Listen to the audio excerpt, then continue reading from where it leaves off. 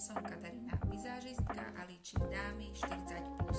V tomto videu si ukážeme, ako použijeme na líčka práškové a tekuté produkty.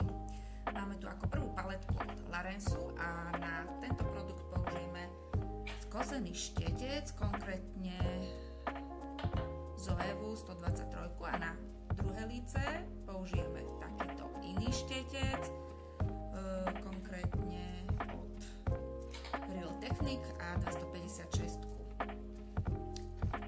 Tu vidíte, ktoré tie časti a partie tváre budeme líčiť. Dôležité je vždy pri každom produkte výber správneho štetca.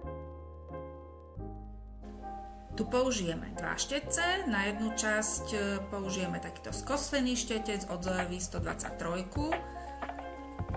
Produkt pred nanesením trošku oklepeme o ruku, aby tam neboli machule a ťaháme líčka až smerom k vlasom a aj do hornej časti tváre.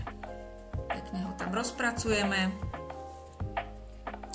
Na druhú časť tváre použijeme krémové alebo tekuté produkty.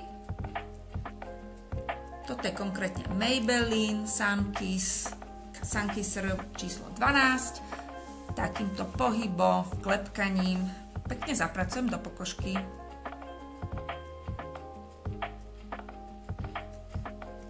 Na toto nanášanie je dôležité použiť takisto správny štetec. Tento je od Real Technique 256 a trošku iným spôsobom sa nanáša ako pri tých pudrových produktoch.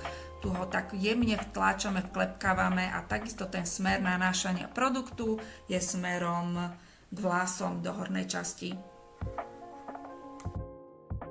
Máme paletku takisto od Larensu, sú to líčka 01, je to taká jemnúka ružová farba, veľmi pekný odtieň a tiež tým štetcom pekne kruživým pohybom až k vlasom smerom k uchu. Všetko to ťahám smerom von, aby sme mali taký docelený lifting tváre. A druhá strana znovu použijeme tekutý produkt. Je to známy produkt od Essence, Baby Got Blush, 10 pink farba. Tu použijem rovnaký štetec ako predtým od Real Techniques a takisto do tej vyššej časti tváre si ho pekne zapracujem vklepkávaním a ťahám až k uchu smerom nahor.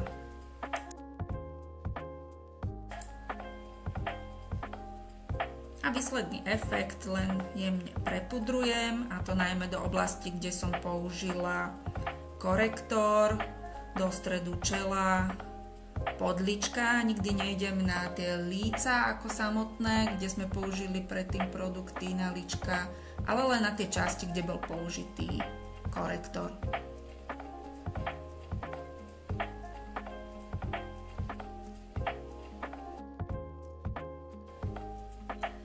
A výsledný efekt je hotový, napíšte mi do komentu, ako sa vám to páčilo. A nezabudnite ma sledovať a odoberať môj profil na YouTube kanáli.